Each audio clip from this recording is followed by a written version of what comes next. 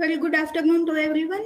Today is the third day of our presentation season, and I am going to present my presentation. And my topic is Transcendentalism and Indian philosophy and religion. This is my personal information, and those are some points which I am going to deal in my presentation.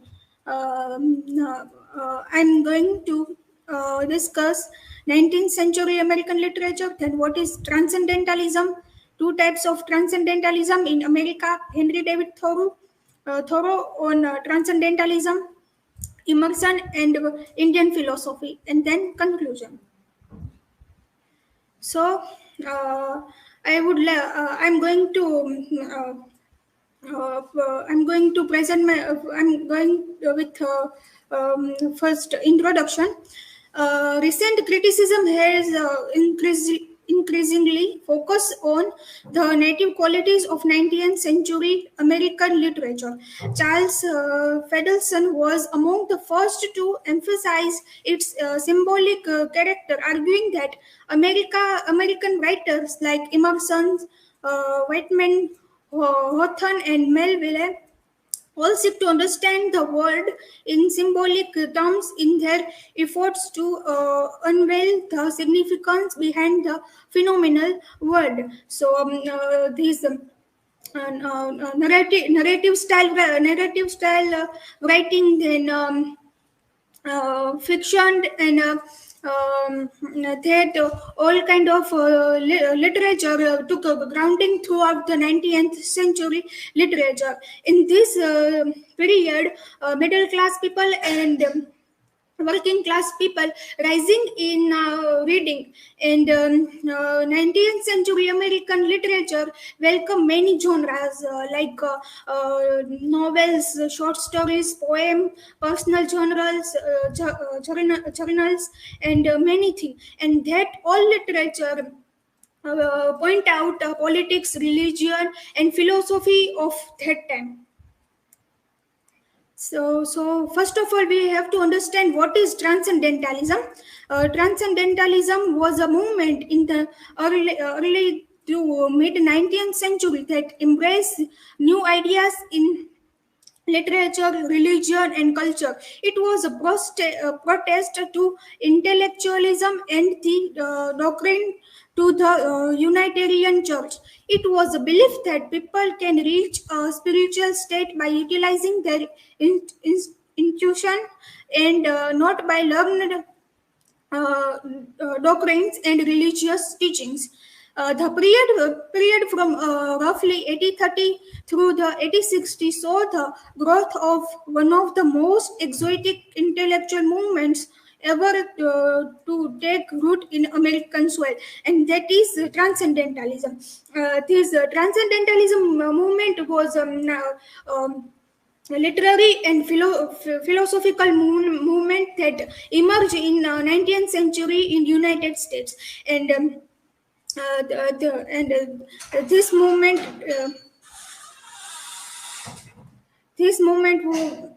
was very significant in American literature.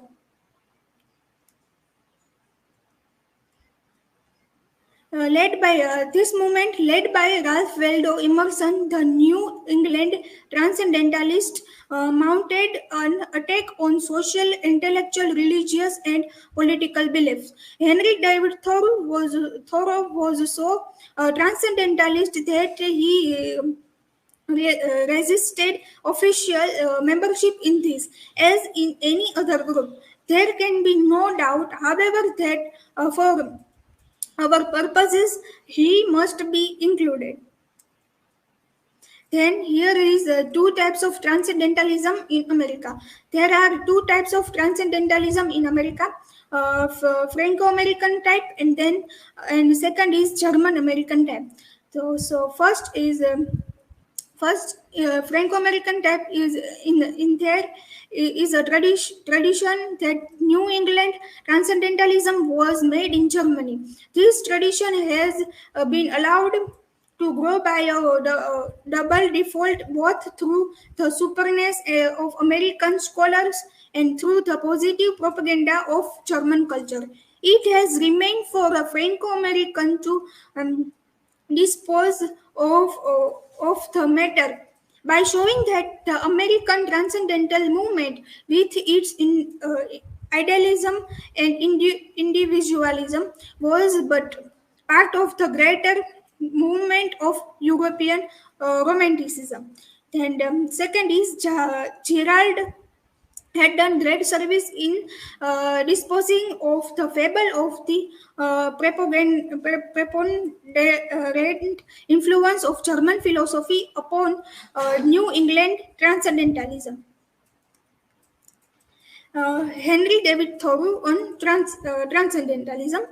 Thoreau was one of the leading figures in the Transcendentalist movement, which held on to Weldon found that the human connection with nature is necessary for intellectual and moral stability. His writings, Thoreau was able to impart his beliefs on how people should live in order to transcend the materialistic world. By living simple and without many material goods, a person can be in the world but not of the world. By using the influence of Emerson, Thoreau became one of the leading influences of the Transcendentalist movement.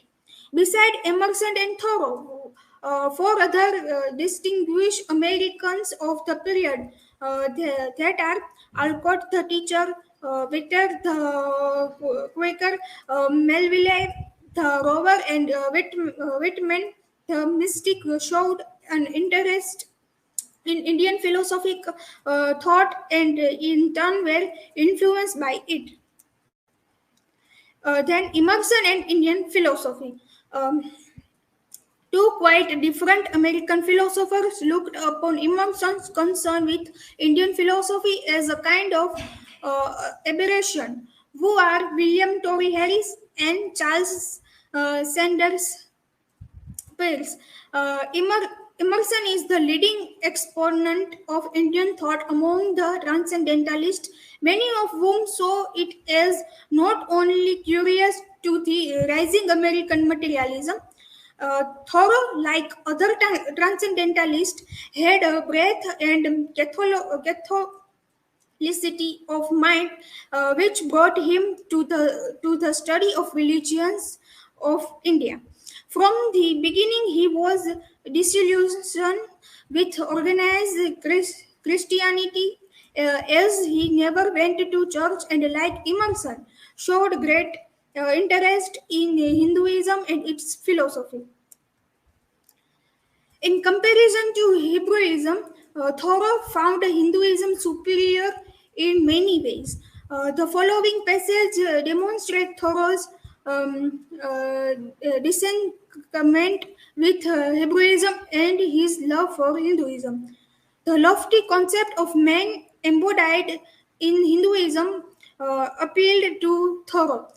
Praising such a concept, he writes, in the Hindu scripture, the idea of man is quite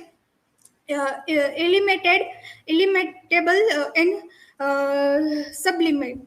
There is nowhere a lofty conception of his destiny. He is at length lost in Brahma himself, the divine male. In his transcendental thoughts, the world is a large conglomerate into one big divine family. He finds beside his Weldon pound the servant of the Brahmin, priest of Brahma and Vishnu and Indra, who still sits in his temple on the Ganga reading the Vedas. Their beckets grades together in the same well. The pure, well done water is mingled with the sacred water of the Ganga.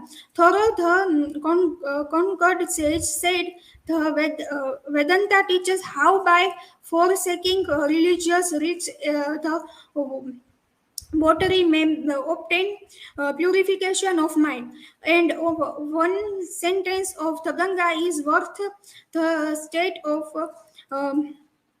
Massachusetts many times over.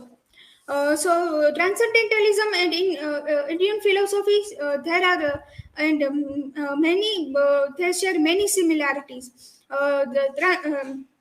They both teachers. They both follow humanism and nature and institution.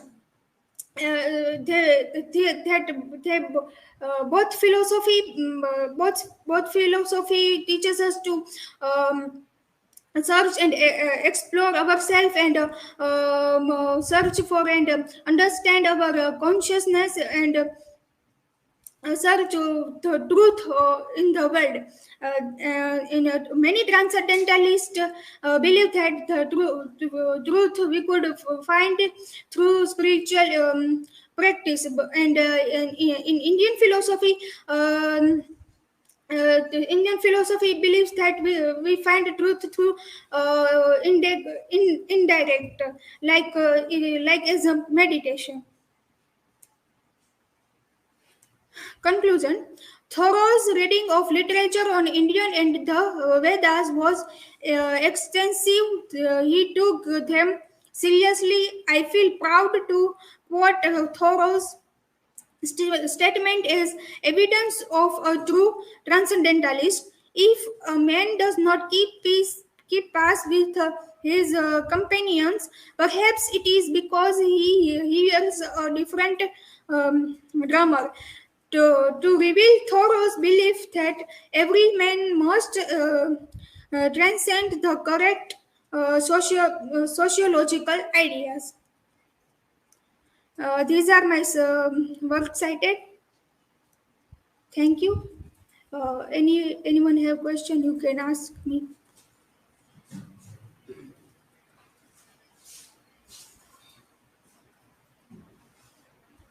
Hina, my question is that what is similarity between transcendentalism and Indian philosophy? Um, Transcendentalism and Indian philosophy. They share many similarities. They both emerge humanism, then nature and institution. They both philosophy. Believes that everything in the universe is connected to each other and dependent to each other, and both philosophy teaches us to explore ourselves and understand our consciousness and find truth in the world. And we know that I mentioned in my I said this again that many transcendentalists believe that if we want to find truth, we can find that by spiritual practice. And in other side, in Indian philosophy, they said that we could find truth by indirect, like as a meditation.